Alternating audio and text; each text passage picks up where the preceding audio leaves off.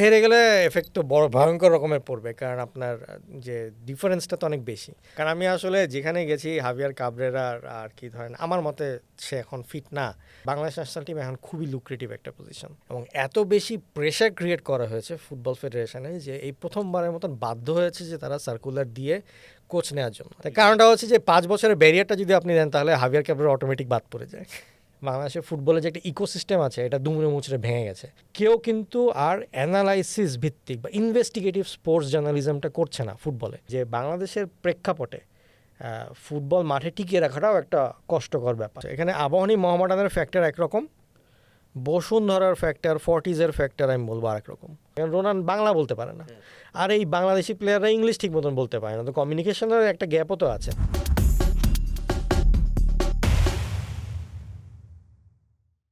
দেশের ফুটবল কেমন চলছে?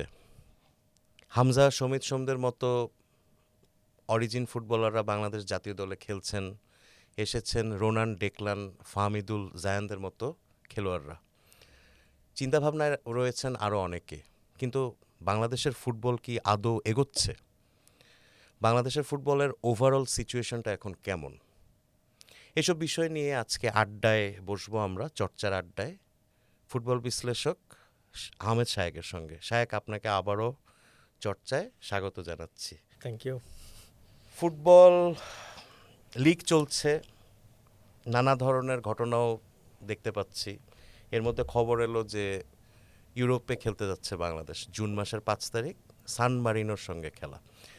তো সান মারিনো নামটা শুনে গুগল সার্চ করলাম, অনেকেই জানতে চাইলো সান মারিনোটা কোথায়। কিছু জ্ঞান অর্জন করলাম, তো দেখলাম যে সবচেয়ে বড় যে জ্ঞানটা অর্জন করলাম সেটা দেখলাম যে বাংলাদেশের চেয়েও ফিফা র্যাঙ্কিংয়ে পিছিয়ে সান মারিনো।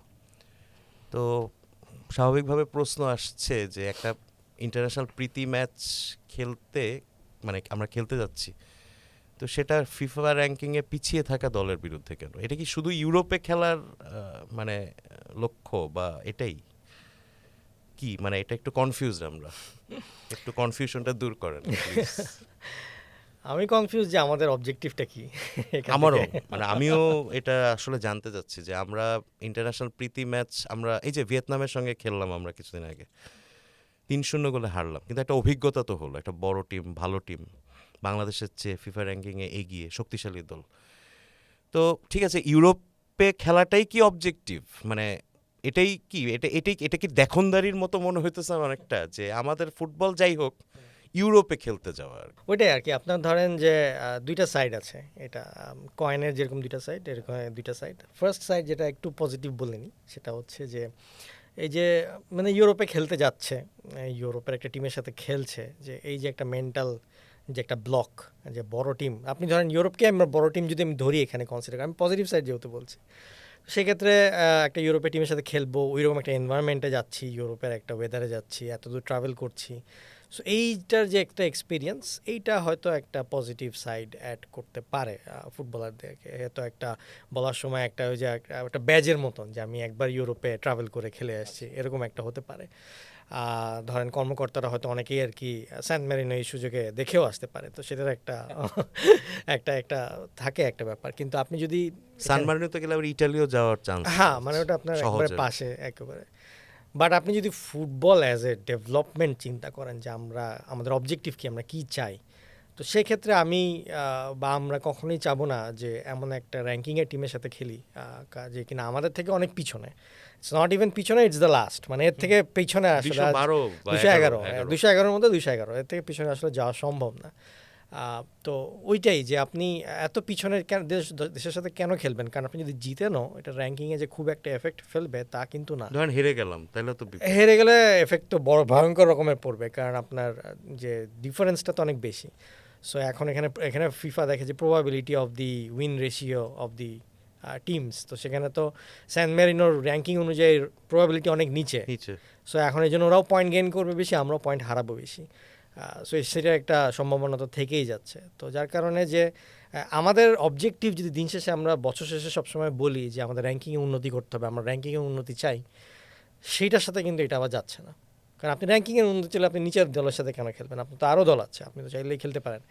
এবং এখন এই উইন্ডোটা ছিল ওয়ার্ল্ড কাপের আগে, ঠিক শুরু হওয়ার আগে। তো এখানে হয়তো বড় কোনো ওয়ার্ল্ড কাপের টিম আমাদের সাথে ফ্রেন্ডলি খেলবে না, কিন্তু অনেক টিমই আবার থাকবে যে ফাঁকা, তো সেই টিমগুলোর সাথে নেগোসিয়েট করে করা যেত। সান মারিনোর চেয়ে একটু বেটার হ্যাঁ। টিমের সঙ্গে তো আমরা খেলতে পারতাম। আমি যতটুকু শুনেছি যে থাইল্যান্ড থেকে একটা অফার ছিল, যে থাইল্যান্ড ন্যাশনাল টিম আর থাইল্যান্ড আন্ডার-23 টিম, তারা থাইল্যান্ডেই খেলতে চেয়েছিল বাংলাদেশ ন্যাশনাল টিমের সাথে। সো আই থিঙ্ক থাইল্যান্ডের সাথে খেললে এখানে একটা বেটার এক্সপিরিয়েন্স হতো, অনেক বেটার এক্সপিরিয়েন্স হতো সেই হিসাবে। কিন্তু সেই ক্ষেত্রে স্যান মেরিনোটা অবভিয়াসলি এখানে মানে বেশি প্রায়োরিটি পেয়েছে, কারণ এটা ইউরোপের দল। সো এটা মার্কেটিং পয়েন্ট অফ ভিউ থেকে it's a very good marketing, কারণ আপনি সাধারণ দর্শককে বলতে পারছেন যে আমি ইউরোপে খেলতে আছি। সো এটা একটা ফুটবলের ওই মার্কেটিং পার্সপেক্টিভ, প্রথমবারের মতো প্রথমবারের মতো না, অবশ্যই এটাকেও খেলেছে বাংলাদেশ আর ইন্ডিয়া খেলা, দলের সঙ্গে ইউরোপে খেলে নাই, ইউরোপিয়ান দলের সাথে ইউরোপে খেলা হয়নি, ইউরোপিয়ান দলের সাথে ইন্ডিয়া খেলা হয়েছে, বসনিয়ার সাথে। বসনিয়া তো ইউগোস্লাভিয়া, হ্যাঁ, তখন বসনিয়া ছিল। আর ইউরোপের মাটিতে হচ্ছে লেস্টার যে স্টেডিয়াম, সেখানে বাংলাদেশ ইন্ডিয়া একটা খেলা হয়েছে 2000 সালে। ওইটাই আর কি, যে আপনার objective is the main factor. এখন আপনি কিভাবে চিন্তা করছেন দেশের ফুটবল কিভাবে আগাবে। আচ্ছা, শেখ থাইল্যান্ডটা কেন বাদ পড়ল? ওই যে আপনি বললেন যে ইউরোপ, তা জানি না আসলে, এটা তো ন্যাশনাল টিমস কমিটি ভালো বলতে পারবে, বাট আমি যতটুকু শুনেছি একটা প্রস্তাব ছিল, কিন্তু সেখানে দিন শেষে তারা এটা নিল আর কি। সো যাই হোক, বাংলাদেশের সফলতা কামনা করি, ইউরোপে বাংলাদেশের ইউরোপ ট্যুরটা ভালো হোক, সবারই ইউরোপ ট্যুর ভালো হোক। যাই হোক, আচ্ছা, কোচ নিয়ে অনেক আলোচনা চলতেছে আর কি। কোচ আমারই বদনাম হয়ে যাচ্ছে, আমি এত কোচের এগেনস্টে কেন বলছি? হাভিয়ার কাবরেরা কেন আপনার বদনাম কেন? কারণ আমি আসলে যেখানে গেছি হাভিয়ার কাবরেরা আর কি ধরেন, আমার মতে সে এখন ফিট না ফর দ্য ন্যাশনাল টিম। মানে এত বেশি আমি তার এগেনস্টে, তো আপনার কথা শুনেই হাভিয়ার কাবরেরাকে বদল করার জন্যই মানে জানি না, হতে পারে এতবার আসলে বলেছি। বাংলাদেশের জাতীয় দল নিয়ে তো মানে কোচদের কি যারা হাই প্রোফাইল, মানে মোটামুটি যারা জাতীয় দলের সঙ্গে কাজ করেছেন এমন নাম দেখতেছি আর কি। তা আমাদের ন্যাশনাল টিম নিয়ে তো প্রচুর আগ্রহ। আজকে কোথায় জানি দেখলাম যে প্রায় 128টা সিভি জমা পড়ছে। মানে খুবই লুক্রেটিভ জব এটা বাংলাদেশ যায় ন্যাশনাল টিমের, নাকি হামজা সমিত সোমদের কারণেই এটা? প্রথমত পৃথিবীর যে 211টা দেশ, যে কথা বলছিলাম 211টা দেশ ফুটবল খেলে, যে কোনো দেশের জন্য যে কোনো মানে এই 211টা position is very lucrative for a football coach. কারণ ধরেন একটা ফুটবল কোচের ক্যারিয়ারে ফার্স্ট হচ্ছে ইউথ একাডেমি থাকে, এরপরে হচ্ছে প্রফেশনাল ফুটবল ক্লাবস, সবচেয়ে হায়েস্ট লেভেল হচ্ছে ন্যাশনাল টিম। মানে আপনি ন্যাশনাল টিমে চান্স পেয়েছেন মানে আপনি সবচেয়ে হায়েস্ট লেভেলের কোচ, এইটা আর কি কনসিডার করা, প্রোফাইলটা আরো বড় হয়। এবং ন্যাশনাল টিমের কোচ মানে তখন সবাই একটু নড়ে চড়ে বসে যে বাবা এত ভালো কোচ যে ন্যাশনাল টিম ম্যানেজ করে ফেলছে। সো আপনি যদি ফ্রম দি আউটসাইড দেখেন, Bangladesh national team is now a very lucrative position to work, because আপনি জানেন এখানে মানে যেই টাইপের প্লেয়াররা আছে এটা দিয়ে অনেক ভালো রেজাল্ট আনা যাবে। সো যে কোনো অ্যাসপায়ারিং কোচের জন্য, যে কিনা একটু হলেও এক্সপিরিয়েন্স আছে কিন্তু সে তার মানে লেভেলটাকে আরও হায়ার আপ নিয়ে যেতে চায়, আরও বেশি ফোকাসে আসতে চায়, তার জন্য বাংলাদেশ ন্যাশনাল টিম এখন খুবই লুক্রেটিভ একটা পজিশন। কারণ হামজা, সমিত বা এই যে বংশোদ্ভূত প্লেয়ারদের যে ইনক্লুশন আছে এবং পাইপলাইনে যে আরও প্লেয়ার আছে, এবং ইন জেনারেল বাংলাদেশের যে পারফরমেন্স আপনি যদি ধরেন, যে এই প্লেয়ারগুলো আসার পরে বা মার্কেটিং যে একটা পয়েন্ট অফ ভিউ, যে এত ফোকাস, এত মিডিয়া, যে কেউ চাবে যে এর মধ্যে ঢুকে তার নিজের প্রোফাইলটাকে একটু টপ লেভেলে নিয়ে যাওয়ার জন্য। তো সেই পয়েন্ট অফ ভিউ থেকে this is a very very lucrative position. তো যার কারণে আপনি 5 দিনে 128টা সিভির কথা বলেছেন। তো আমি বলবো যে এখানে আমি শুধু আমার কিছু বলবো না, আমি বলবো পুরো বাংলাদেশের মানুষের এবং সবচেয়ে বড় কথা বাংলাদেশের ফ্যানদেরও একটা কৃতিত্ব দিব আমি এখানে। আমার মনে হয় না যে বাংলাদেশের ফুটবলে এর আগে কখনো সার্কুলার দিয়ে বাংলাদেশ ন্যাশনাল টিমে কোচ নিয়োগ হয়নি। তো এখন বাংলাদেশের ফ্যান্সরা এত সচেতন, বাংলাদেশের মিডিয়া এত সচেতন, এবং এত বেশি প্রেশার ক্রিয়েট করা হয়েছে ফুটবল ফেডারেশনে যে এই প্রথমবারের মতন বাধ্য হয়েছে যে তারা সার্কুলার দিয়ে কোচ নেওয়ার জন্য। And circular why it is important, because this makes the whole process transparent. এই যে প্রসেসটা ট্রান্সপারেন্ট হলো, এই যে মানুষজন সিভি জমা দিচ্ছে জানে, সো আপনি এখন জানছেন যে আপনি হাভিয়ার কাবরেরার থেকেও বেটার কত কোচ অ্যাপ্লাই করছে। আর আপনি যদি হাভিয়ার কাবরেরাকে নেন এবং বেটার কোয়ালিটি কোচগুলোকে না নেন, তখন কিন্তু আপনি কোশ্চেনের মুখে পড়বেন। সো বিএফএফ এর জন্য খুবই চ্যালেঞ্জ। মানে এই কমিটির সবচেয়ে বড় চ্যালেঞ্জ আমি বলবো এখন যে একটা ভালো কোচ সিলেক্ট করা। কারণ আপনি যদি এখন হাবিয়ার কাবরেকে রাখেন তাহলে আপনি প্রশ্নবিদ্ধ, আপনি যদি অন্য কোনো নিম্নমানের কোচ নেন তাহলে আপনি প্রশ্নবিদ্ধ। মানে মানুষ যে বলে যে একটা ট্রান্সপারেন্সি আনার জন্য একটা প্রসেস ঠিক করা, যাতে মেধার ভিত্তিতে মানুষ, দিস ইজ দি মেধার ভিত্তিতে নিয়োগ, তো এর থেকে ট্রান্সপারেন্ট আর হতে পারে না, সবার কাছে স্বচ্ছ, মানুষ সিভি জমা দিচ্ছে সেটাও সবাই জানে। সো এখন বিএফএফ কত ট্রান্সপারেন্ট ওয়েতে একটা best football coach Bangladesh national টিমের জন্য সিলেক্ট করতে পারে, এটা আসলে বিএফএফ এর একটা ক্যাপাবিলিটি টেস্ট, যতটুকু না। হ্যাঁ, আমি প্রশ্নটাতে আসতাম আসলে এই কোচদের সিলেকশন যে হবে, ভাইবাটা কারা নেবেন, এটাই এখন কোশ্চেন, ন্যাশনাল টিমস কমিটি অবশ্যই নিবে। বাট মানে আপনি যদি আমাকে জিজ্ঞেস করেন যে সাজেশনটা কীরকম হওয়া উচিত, সাজেশনটা হওয়া উচিত যে একটা সেট অফ কোশ্চেন্স থাকবে সব, মানে আপনি হয়তো সিলেক্ট করবেন 5-6টা কোচ, কিন্তু এর মধ্যে একটা সেট অফ কোশ্চেন্স থাকবে, একটা প্রেজেন্টেশন বা একটা মিটিং, এখানে অনলাইন মিটিং ছাড়া হওয়ার সম্ভাবনা নেই।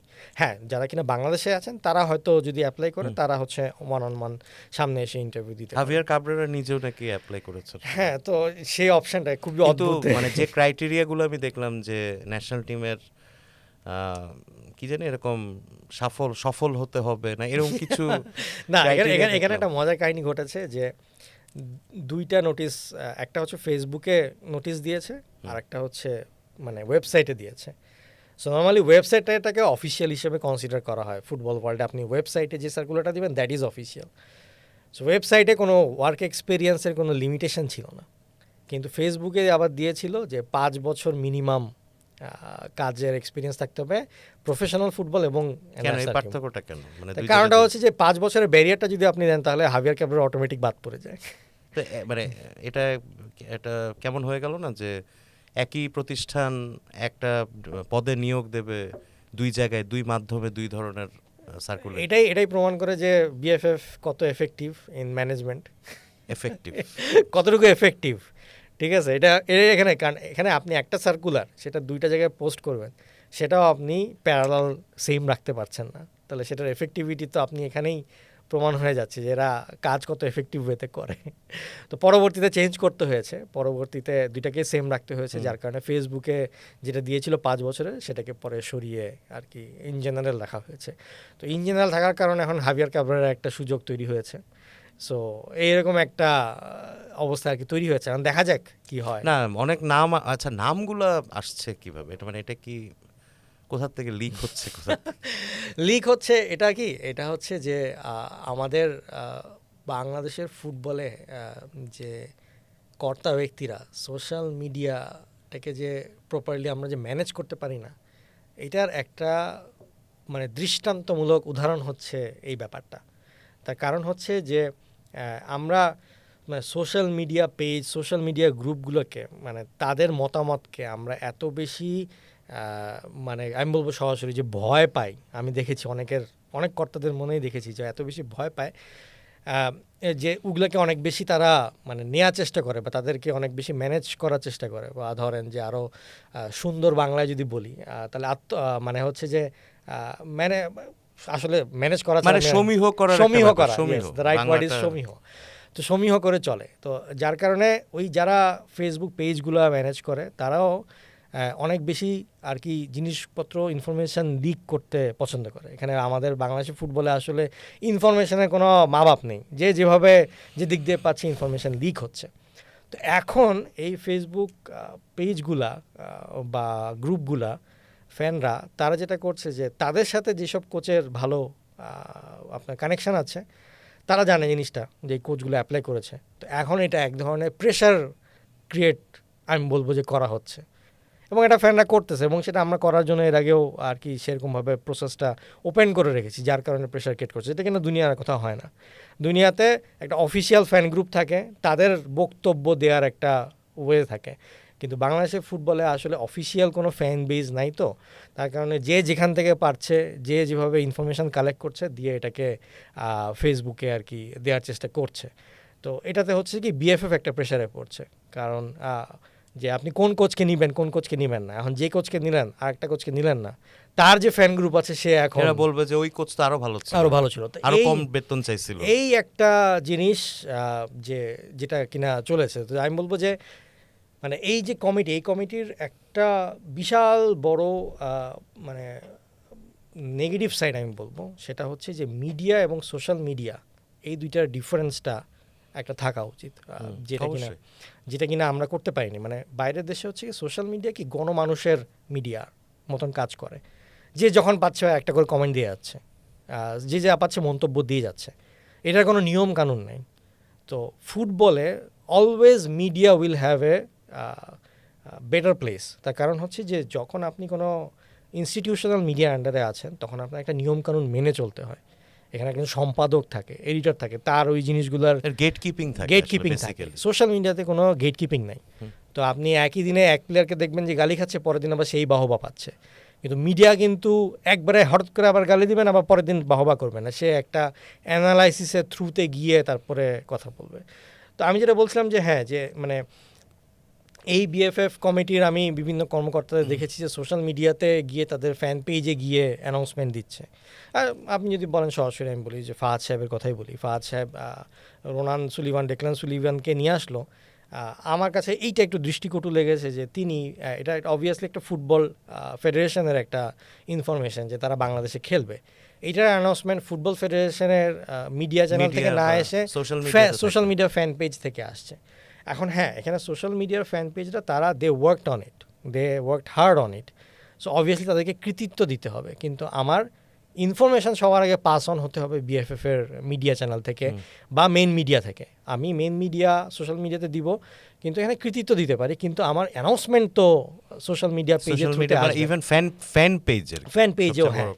তো এই জিনিসটা হয়েছে কি যে যদিও ফুটবলে মানে প্লেয়ারদের যে এই পুরো ব্যাপারটা, এই জিনিসটা ম্যানেজ করবে কোনো একজন এজেন্ট বা বিএফএফ এর কোনো কর্তা, সে ম্যানেজ করবে। কিন্তু এই এজেন্টশিপটা যখন ফ্যান গ্রুপের হাতে চলে যায়, তখন যেই প্রবলেমটা ক্রিয়েট হবে যে এই ফ্যান গ্রুপই ওই পেজের থ্রু দিয়ে এটা একটা মিডিয়া হিসেবে কাজ করে ওই প্লেয়ারকে ঢোকানোর চেষ্টা করবে, ওই কোচকে ঢোকানোর চেষ্টা করবে, তখন প্রভাব বলয় তৈরি করবে। তো যার কারণে আপনার কাছে মনে হবে যে social media it is very viral, ও এই কোচ অনেক ভাইরাল, এই প্লেয়ার অনেক ভাইরাল। আসলে কি খেলছে কি খেলছে না সেটা অ্যানালাইসিসের আগে কে বেশি ভাইরাল হচ্ছে, that is getting the actual point. So এইখানে একটা পুরা আমি বলবো যে ফুটবলের একটা ইকোসিস্টেম আছে, মিডিয়ার বলেন, বিভিন্ন স্টেক হোল্ডারে বলেন।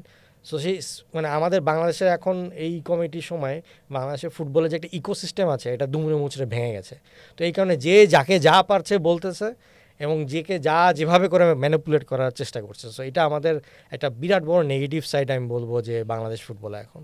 না, সোশ্যাল মিডিয়ার কথা যখন উঠলই তখন একটা খুব অবভিয়াস আলোচনা হতে পারে, সেটা হচ্ছে যে এটা লাস্ট 2-3 বছর ধরে দেখছি আর কি। মানে আমি সাংবাদিকতার অভিজ্ঞতা বলি, যাই বলি, এক ধরনের বুলিং,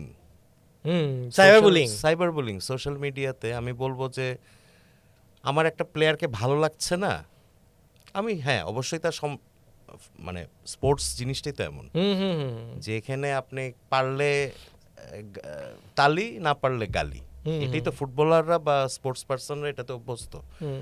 কিন্তু ব্যাপারটা সোশ্যাল মিডিয়াতে অনেকটা হয়ে যায় যে অনেক ধরনের মানে কি বলবো, যে আছে না কিছু কথা ইদানিং বডি শেমিং, অমুক তমুক, এই টাইপের লাইনে চলে যাচ্ছে। রিসেন্টকালে তো অনূর্ধ্ব-20 নিয়ে অবশ্যই আলোচনা করতাম আমরা, যে অনূর্ধ্ব-20 এটা বড় সাফল্য পেল আর কি। এখানে আমি দেখলাম যে মালেতে প্রচুর বাংলাদেশি দর্শক, অবভিয়াসলি আমরা তাদেরকে ধন্যবাদ জানাই যে 12th ম্যান হিসেবে কাজ করে, বিশাল ব্যাপার। কিন্তু পাশাপাশি কিন্তু এই অনূর্ধ্ব-20 সময়ে দেখলাম যে সোশ্যাল মিডিয়াতে খেলোয়াড়দের এক ধরনের বুলিং। এটা ন্যাশনাল টিমও না, বয়সভিত্তিক দলকে আমরা বলতেছি নানাভাবে যে অমুককে পাস দেয় না, তমুককে পাস, আমরা নিজেরা ডিসিশন নিয়ে ফেলতেছি। এই ব্যাপারটা কিভাবে দেখেন আপনি? এইটা পুরোটা আমি এক্সপ্লেন করতে গেলে একটু সময় নিয়ে এক্সপ্লেন করি। আর দ্বিতীয়ত এখানে বেশ কয়েকটা জিনিস আমি অ্যাসপেক্ট আপনাকে ভেঙে বলি। প্রথমত এখানে সবচেয়ে বড় যে সমস্যাটা সেটা হচ্ছে মিডিয়ার এটা বাংলা প্রবাদ প্রবচনে বললে বলবো মিডিয়ার দারিদ্র্যের দুষ্ট চক্রের মধ্যে প্রথমে এটাকে আমি সেগমেন্টাইজ করব। মিডিয়ার দুষ্টচক্র বা দারিদ্র্য। দুষ্টচক্ররা বলতে বাংলাদেশে বাংলাদেশে আপনি যদি স্পোর্টসটা দেখেন, স্পোর্টসে ক্রিকেটে দেখবেন প্রচুর হাই, প্রচুর পেজ, প্রচুর অনলাইন মিডিয়া, হচ্ছে মোজো মিডিয়া যেটা বলে, মোবাইল দিয়ে মিডিয়া যে ভাইরাল করার Mobile জন্য journalism মোবাইল জার্নালিজম যেটা। তো এখন হয়েছে কি যে আমরা যখন ছোট ছিলাম, যখন কিনা এত বেশি শুধু টিভি ছিল আর পত্রিকা ছিল, তখন আমরা পেপার পড়তাম, আমরা মিডিয়ায় রিপোর্ট দেখতাম এবং সেই রিপোর্টগুলো দেখে আমরা প্লেয়ারটা সম্পর্কে জানতাম, টিম সম্পর্কে জানতাম, খেলা সম্পর্কে জানতাম। তো ওইটাই যে আমি যেটা শুরুতে বলছিলাম যে মিডিয়া আউটলেটের একটা সম্পাদক থাকে এবং সে গেট কিপার হিসেবে কাজ করে, যে সব কিছু ফিল্টার আউট করে যে কোনটা অ্যাকচুয়াল না। কিন্তু সোশ্যাল মিডিয়া যুগে আপনি কোনো কিছু ফিল্টারিং নাই, কোনো সম্পাদক নাই, কোনো গ্রুপেরও কোনো এডিটার নাই, আবার কোনো ফেসবুক যা খুশি পেজে তাই যা বলে দেওয়া খুশি, যাচ্ছে হ্যাঁ। আর কি, বেসিক্যালি। তো এখন বাংলাদেশের আপনি যদি স্পোর্টসটা চিন্তা করেন, যখন বাংলাদেশের স্পোর্টসে মানে মিডিয়ার উত্থানটা হয়েছে ক্রিকেটের উপরে ভর করে, ঠিক আছে। এবং আপনি যদি এখন ইন জেনারেল মিডিয়ার উত্থান, আমি বলবো মিডিয়াম বুমটা যেটা, হ্যাঁ আমি উত্থান মানে আমি বুমটাকে বলবো, যে বুমটা হচ্ছে ক্রিকেটের উপরে ভর করে। এরপরে এখন ক্রিকেটটা যখন 15-20 বছর পরে একটা জায়গায় এসে দাঁড়িয়েছে, তখন অ্যাকচুয়ালি আসলে যারা ওই সময় ক্রিকেটটা কাভার করতো তারাই এখন বেসিক্যালি অন দ্য গ্রাউন্ড যারা ক্রিকেট কাভার করতো তারাই এখন বিভিন্ন মিডিয়া চ্যানেলে হয়তো সম্পাদক অথবা সিনিয়র ডিসিশন মেকিং একটা পজিশনে, এবং তারা 20 বছর ধরে শুধু ক্রিকেটটাই করে এসছে। যার কারণে এখন তারা শুধু বুঝে যে ক্রিকেটটাকে কেমনে সেল করতে হবে, মানুষের কাছে পৌঁছায় দিতে হবে, মানুষ কেমনে ক্রিকেটটা দেখবে। কিন্তু এই গত 15-20 বছরে মিডিয়াতে ফুটবলের ওভাবে কোনো চর্চা হয়নি। তারা হচ্ছে হ্যাঁ ওয়ার্ল্ড কাপের সময় ঠিকই গেছে, ওয়ার্ল্ড কাপটাকে ঠিকই অ্যাজ এ মিডিয়া হিসেবে কাভার করেছে, কিন্তু বাংলাদেশের ফুটবলের ভিতরে গভীরে কি চলছে, বাংলাদেশের ফুটবলে মানে ম্যাচ ছাড়া আর কি চলছে লোকাল ফুটবলে, এইটা নিয়ে কিন্তু কারো কোনো রিসার্চ নেই। এখন যে জিনিসটা হয়েছে 2025 সালে এসে হঠাৎ করে ইন এ মোমেন্ট ক্রিকেটার থেকে ফুটবলের যে যে কী বলবো জনপ্রিয়তাটা বেড়ে গেছে। সো আপনাকে এখন নিউজের মধ্যে জোর করে ফুটবল ঢোকাতে হচ্ছে, কিন্তু আপনি সেটা কিভাবে মানুষের কাছে, তথ্য নাই, আমার কাছে কোনো ইনফরমেশন নেই আমি যে কীভাবে করে সারফেস লেভেলে কাজ করে, সারফেস লেভেল। আমি শুধু গেছি, ম্যাচ দেখেছি, রিপোর্ট করেছি কে গোল দিয়েছে, নামও সেখানে হয়তো মাঝে মাঝে ভুল থাকতো, একজন গোল দিয়েছে আর একজনের গোল লিখে দিত। এভাবে করেই গত 20 বছরে বাংলাদেশের ফুটবলে মিডিয়া রিপোর্টিং হয়েছে। তো এখন এসে আপনাকে ডিটেলসে ঢুকতে হচ্ছে, কেন এই জিনিসটা হচ্ছে, কেন খেলতে পারছে না, এই অ্যানালাইসিসে ঢুকতে হচ্ছে, যেইটা কিনা বাংলাদেশের মানে স্পোর্টস মিডিয়া এখন এই ক্যাপাবিলিটি নাই যে আপনি এটা করতে পারবেন, কারণ ওই ভিতরে এতদিন আপনি রিসার্চই করেননি, বা যারাও করেছে 2-1 তারা কিন্তু এখন বিভিন্ন জায়গায় হয়তো চলে গেছে বা বিভিন্ন প্রতিষ্ঠানে ঢুকে গেছে, তারা এটার মধ্যে আর এখন নাই। তো যার কারণে আপনাকে এখন ফুটবল কাভার করতে হচ্ছে, আবার at the same time view আনতে হবে, which is becoming very hard for all the sports media.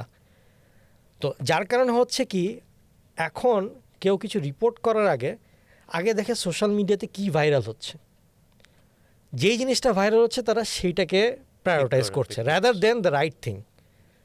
তো এখন এই যে এই জিনিসগুলো করা শুরু হয়েছে, যার ফলে হয়েছে কি মিডিয়া আর এই সোশ্যাল মিডিয়ার মধ্যে ব্যারিয়ারটা ভাঙা শুরু করেছে। সোশ্যাল মিডিয়ায় কোনো একটা কিছু ভাইরাল হয়ে মানুষ মনে করে ওইটাই আসল জিনিস, কিন্তু অ্যাকচুয়াল বা ভিতরের ব্যাপারটা যে ডিফারেন্ট, এইটা ওই রিপোর্টারের আর অ্যানালাইসিস করার ওই লেভেলের ক্ষমতা বলেন, পড়াশোনা বলেন, সেইটা আর নাই, বা হিস্ট্রিটাও তার জানা নেই। সে করছে কি আচ্ছা ঠিক আছে সোশ্যাল মিডিয়ায় এই ফ্যান গত 10 বছর ধরে কথা বলতেছে, ও তো বলতেছে, ও মনে হয় ঠিকই বলতেছে, কিন্তু ওরও তো একটা এজেন্ডা থাকতে পারে, সেটাকে আমরা যাচাই বাছাই করছি না। কিন্তু আমরা যখন ছোটোবেলায় ছিলাম, আমাদের যারা লিখতো তারা কিন্তু অনেক ভিতরে ঢুকতো, অনেক অ্যানালাইসিস করতো, সেটার সাথে নিয়ম কানুনের মারপ্যাচটা বুঝাতো, যেগুলো দেখে আর কি আমরা পড়ে বড় হয়েছি।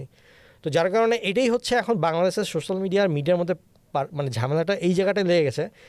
তো এর কারণ হয়েছে কি মানুষের এখন মিডিয়ার যখন দেখছে যে সোশ্যাল মিডিয়াতে যা বলছে মিডিয়াতেও তাই লেখাটা আসতেছে এবং সেই কথাগুলোই বলছে, তখন মানুষ মনে করতেছে সোশ্যাল মিডিয়া যা বলতেছে এটাই তো ঠিক। আমি আপনাকে পুরো ব্যাপারটা না, এটা এটা আসলে সাংবাদিক হিসেবে এটা কথাগুলো শুনতে তো ভালো লাগার কথা কথা না, basically। কিন্তু মানে আমি কাউকে দোষ দিচ্ছি না, আমি জাস্ট ফ্যাক্টটা বলছি যে কিভাবে করে ইনফরমেশনটা ঘুরছে। আজকে ধরেন কেউ কিন্তু আর অ্যানালাইসিস ভিত্তিক বা ইনভেস্টিগেটিভ স্পোর্টস জার্নালিজমটা করছে না ফুটবলে। ক্রিকেটে হয়তো হচ্ছে, ক্রিকেটে অনেক সাংবাদিক আছে, অনেক বেশি মানুষজন ওইখানে ইন্টারেস্ট, তো ওইখানে সবাই ইনভেস্টিগেটিভ জার্নালিজমটা করছে যে কেন ওই প্লেয়ারটা খারাপ খেলছে বা কেন ওই প্লেয়ারটা ভালো খেললো। কিন্তু ফুটবলে আপনি বাংলাদেশের লোকাল ফুটবলে কোন প্লেয়ার ভালো খেলছে খারাপ খেলছে, কেন তারা ন্যাশনাল টিমে এসে পারফরমেন্সটা করছে না, এইটার ভিতরে ইনভেস্টিগেটিভ জার্নালিজমটা কেউ করতে পারছে না।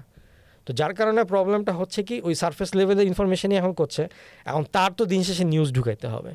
এখন সে দেখছে যে সোশ্যাল মিডিয়াতে কোনটা বেশি আর কি চলছে, সে সেটাই নিউজ করছে, যার কারণে হচ্ছে কি সে যখন ভিউ পাচ্ছে সে তখন তার অবজেক্টিভ তো ফুলফিল এটা কি আপনি মনে করেন শায়েক, যে এই যে আমাদের একটা সময় ফুটবল নিয়ে যখন আমাদের মিডিয়ার আগ্রহ ছিল বা আমাদের মিডিয়াতে বিভিন্ন ধরনের নিউজ আসতো, ভেতরে ঢুকে সারফেস লেভেলে নাকি একটু গভীরের যে অ্যানালাইসিস বা নিউজ কালেকশনের ব্যাপারগুলো ছিল, তখন আমাদের কিন্তু ঘরোয়া ফুটবলটা অনেক বেশি জনপ্রিয় ছিল। ঘরোয়া ফুটবল দেখতে মানুষ আসতো, ঘরোয়া ফুটবল নিয়ে এক ধরনের বাস ছিল। বাস ছিল, হ্যাঁ। কিন্তু এটা তো সত্যি কথা, এটা অবভিয়াস যে বাংলাদেশ ফুটবল ফেডারেশন, হ্যাঁ, যেমন সালাউদ্দিন সাহেবের অনেক বছরের খুব গর্ব ছিল যে আমি তো ফুটবলটা মাঠে রেখেছি। প্রতি বছর ফুটবল হয়, লিগ হয়, টুর্নামেন্ট হচ্ছে, কিন্তু এই যে মানুষের আগ্রহ, এই যে লিগ হচ্ছে, আমি অনেক ফুটবল প্রেমীকে জানি যারা বাংলাদেশের ফুটবল নিয়ে আগ্রহী, যে আজকে লিগে এই যে লিগ চলছে, সিজন চলছে বাংলাদেশ, এটা তারা জানে না। ও, লিগ চলতেছে নাকি, যেটা কিন্তু 20 বছর আগেও এই জিনিস ছিল না। 15 বছর আগেও, 15 বছর আগেও খবর রাখতো যে আজকে ঢাকা স্টেডিয়ামে ব্রাদার্স মুক্তিযোদ্ধার খেলা বা আবাহনী মোহামেডানের খেলা। তো এটা কি ফুটবল ফেডারেশনের একটা বড় ব্যর্থতা না? মানে হ্যাঁ, আমি তো বলবো ব্যর্থতা। তার কারণটা হচ্ছে কি, এবং সেই কারণেই কিন্তু আপনার ওই সারফেস লেভেলের নিউজ হ্যাঁ হ্যাঁ হ্যাঁ, না, আমার এখানে- দিতে হবে, দায়িত্ব পালন করার হ্যাঁ, একটা ব্যাপার। আপনার বিএফএফ তো অবভিয়াসলি মানে অ্যাজ এ প্রতিষ্ঠান তো আমি অবভিয়াসলি বলবো যে একটা ফেলিওর হিসেবে কনসিডার করব। ফুটবলটাকে এত ইন্টারেস্ট থাকা সত্ত্বেও আমরা কিছুই করতে পারিনি। তো একটা একটা একটা ফেইল্ড একটা অর্গানাইজেশন সবসময় চাইবে তার উপর মিডিয়া অ্যাটেনশন কম থাকুক, কারণ তার তো সব জারি জুরি না তো ফাঁস হতে থাকবে। সো অবভিয়াসলি সালাউদ্দিন সাহেব সবসময় চেয়েছিল যে মিডিয়ার ইন্টারেস্ট যাতে কম থাকে, শুধু সারফেস লেভেলে রিপোর্টিং করে চলে যাক। সো ইনভেস্টিগেটিভ জার্নালিজম যারা করতো তাদেরকেও আসলে অত বেশি আর কি তারা ওভাবে করে মানে ইয়ে করতো, নেগেটিভ একটা ইমপ্রেশন দিত। একটা সময় আপনি কত বছর ধরে আপনি চেষ্টা করবেন একটা কিছু ভালো করার, একটা সময় তো আপনি হতাশ হবেনই। তো এরকম ভালো ভালো জার্নালিস্ট যারা ছিল, যারা ফুটবল নিয়ে জানতো, লিখতো, তারা আস্তে আস্তে ওখান থেকে সরে গেল, যার কারণে এখন সারফেস লেভেলই হচ্ছে। তো মানে ওইটাই যে এই পুরো ব্যাপারটাই না, মানে হচ্ছে যে এক ধরনের লুকিয়ে রাখা, ফুটবলটাকে লুকিয়ে রাখা। হ্যাঁ, ফুটবল মাঠে ছিল একদিক দিয়ে, আবার এটাও বলতে হবে যে বাংলাদেশের প্রেক্ষাপটে ফুটবল মাঠে টিকিয়ে রাখাটাও একটা কষ্টকর ব্যাপার, যেখানে মাঠ নিয়েই টানাটানি, কামড়াকামড়ি, তারপর প্রফেশনাল ক্লাবগুলো প্রফেশনাল হতে পারে না। কিন্তু এই ক্লাবগুলো যে প্রফেশনাল হতে পারে না, এটার কারণ হচ্ছে বিএফএফ, এই যে আমি বললাম যে as a organization is not strong. তো স্ট্রং না হলে আপনি স্ট্রং বোল্ড মুভমেন্টগুলোও নিতে পারবেন না। আপনি যদি ওইরকমভাবে স্পন্সর জোগাড় করে আপনি যদি বলতেন যে হ্যাঁ, লিগে তোমরা 10টা টিম পার্টিসিপেট করছো, আমি 1 কোটি টাকা পেয়েছি, আমি তোমাদের 10টা টিমকে সমানভাবে ভাগ করে দিলাম, তো তাহলে তো ক্লাবগুলা ওই ফেডারেশন থেকে একটা টাকা পেতো খেলার জন্য, তাহলে তারা খেলতে ইন্টারেস্টেড হতো। এখন ক্লাবগুলো চিন্তা করতেছে আমি তো কোনো টাকা পাই না, পুরোটাই তো আমার লস, তাহলে আমি কেন খেলবো, কেন কোনো কিছু এই প্রশ্নটা কিন্তু আসে যে হ্যাঁ অনেকেই আমার নিজেরও মাঝে মাঝে প্রশ্ন হয় যে মোহামেডান বা আবাহনী বা বসুন্ধরা কিংস বা ব্রাদার্স কোটি কোটি, মিনিমাম সবচেয়ে মিনিমামও যদি আমি ধরি 5 কোটি টাকা খরচ হয় একটা ক্লাব, একটা দল বানাতে, প্রিমিয়ার লিগের বা বাংলাদেশ ফুটবল লিগের একটা দল বানাতে, অ্যাটলিস্ট আপনার প্রতিদ্বন্দ্বিতামূলক দল বানাতে। তো এই টাকাটা মানে আমরা যে কোনো কিছু ইনভেস্ট করা মানে তো আমি একটা রিটার্ন চাই। তো এটা লাভ কি তাদের? এই প্রশ্নটা কিন্তু সবাই করে যে বাংলাদেশের ফুটবলে আবাহনী, মোহামেডান, বসুন্ধরা কিংস দিনের পর দিন দল বানায় যাচ্ছে, বিদেশি প্লেয়ার আনতেছে, পার্টিসিপেট করতেছে লিগে, আলটিমেটলি তাদের প্রাপ্তিটাকে ওই শিরোপাটা, চ্যাম্পিয়নশিপটা, না না না না, এখানে এখানে 2-3টা ফ্যাক্টর আছে। এখানে আবাহনী মোহামেডানের ফ্যাক্টর একরকম, বসুন্ধরার ফ্যাক্টর, ফর্টিজের ফ্যাক্টর আমি বলবো আরেক রকম। মানে আপনি আবাহনী মোহামেডান থেকে বসুন্ধরা কিংস এবং ফর্টিজকে আলাদা ফর্টিজকে করে আলাদা করছেন। বিকজ ফর্টিজ আর বসুন্ধরা হচ্ছে কর্পোরেট ক্লাব, ঠিক আছে? অ্যান্ড কর্পোরেট ক্লাব যখন থাকে, তারা যখন ক্লাবে ইনভেস্টমেন্ট করছে, তখন তাদের দুইটা প্রফিট আছে এখানে। প্রফিট মানে কি, ইটস নট লাইক টাকায় প্রফিট, ইটস লাইক প্রফিট। প্রথমটা হচ্ছে যে আপনি এটাকে একটা সিএসআর ফান্ড হিসেবে দেখাইতে পারবেন, যে আপনি সিএসআর, কর্পোরেট সোশ্যাল রেসপন্সিবিলিটি, আপনি দেশের যুব সমাজের জন্য কিছু করছেন, যে তারা আসলে বিভিন্ন রকমভাবে ইনভেস্টেড ইন সামথিং গুড। তো sports is a very good medium ওই সেন্সে। তো সেই ক্ষেত্রে আপনি সিএসআর একটা ফ্যাক্টর। দ্বিতীয়টা যেটা কিনা একটু সাইলেন্ট থাকে, সেটা হচ্ছে মার্কেটিং। আপনি দেশের যেইখানে বসুন্ধরার প্রোডাক্ট নেই, সেখানে মানুষ বসুন্ধরা কিংসের নাম জানে। যেখানে ফর্টিজের প্রোডাক্ট নেই, সেখানে জানে ফর্টিজ নামে একটা ক্লাব আছে। ফর্টিজ নামটা ইজ গেটিং মার্কেটেড, বসুন্ধরা নামটা ইজ গেটিং মার্কেটেড।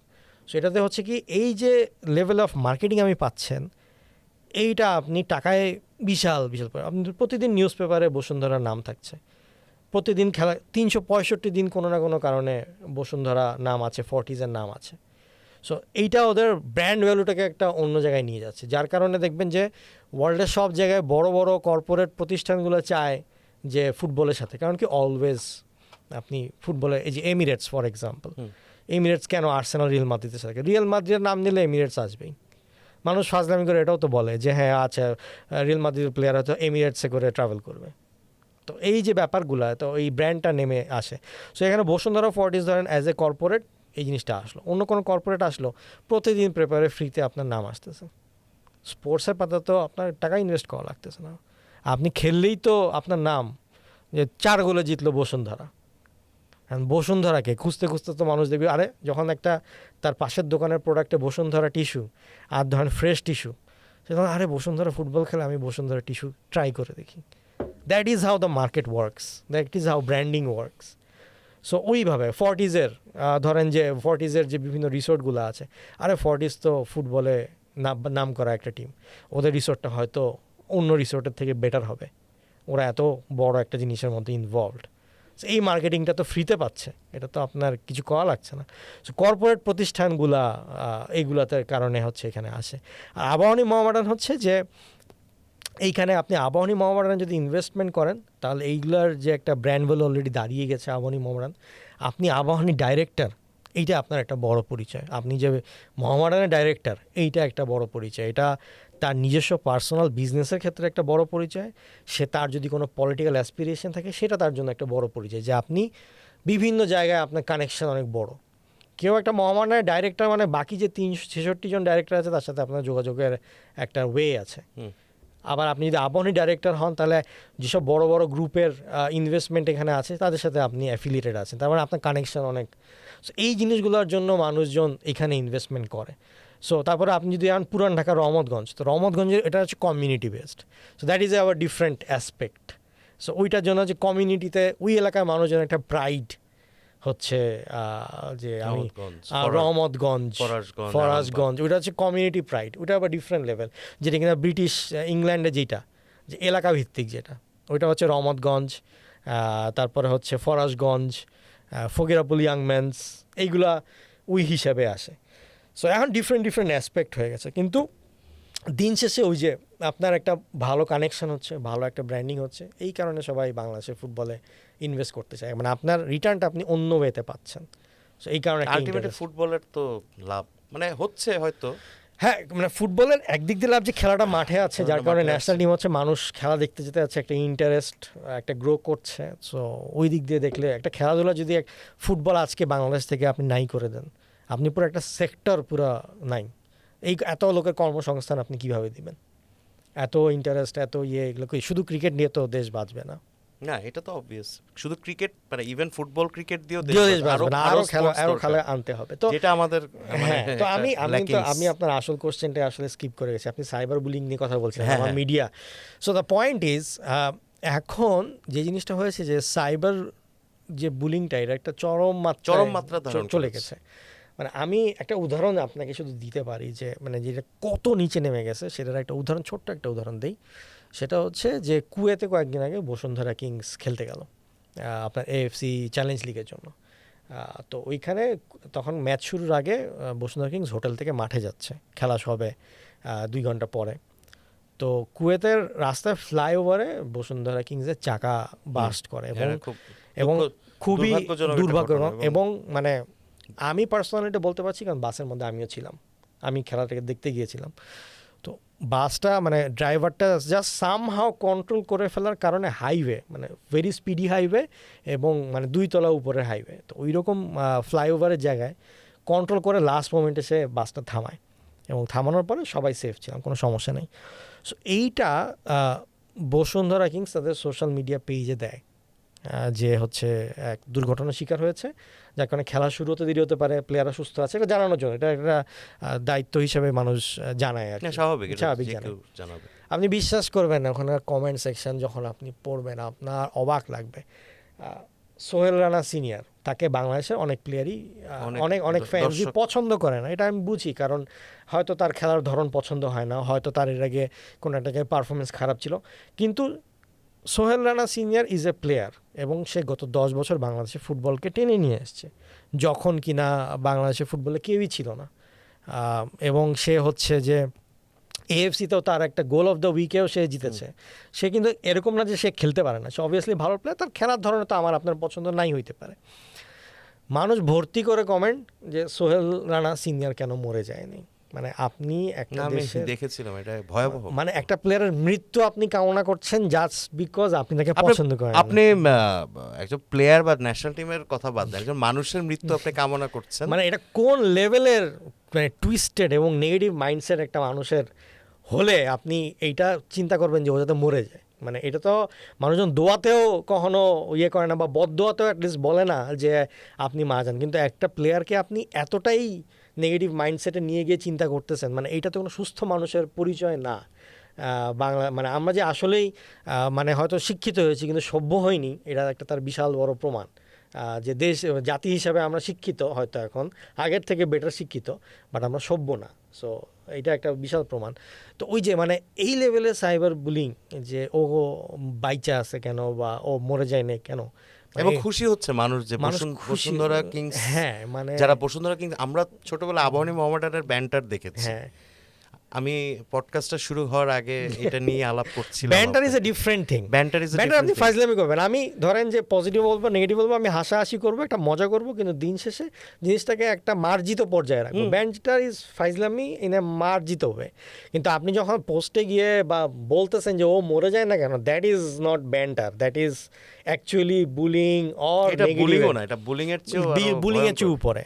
তো আমি বুলিংয়ের ব্যাপারটা যেটা আনছিলাম, যে আন্ডার-20 সাফে যখন খেলা হচ্ছিল, তখন প্রথম ম্যাচের প্রথম হাফে রোনানকে হয়তো পাস দেয়নি ঠিকঠাক মতন মোর্শেদ, ফয়সাল, এরকম প্লেয়াররা, ওদেরকে নিয়ে যে ইউ নেভার নো যেটা ইচ্ছাকৃত কি অনিচ্ছাকৃত। হ্যাঁ, কারণ ভাই দিন শেষে সেকেন্ড আপনি দেখবেন, কম্পেয়ার করবেন যে আগে কী ছিল পরে কী হয়েছে।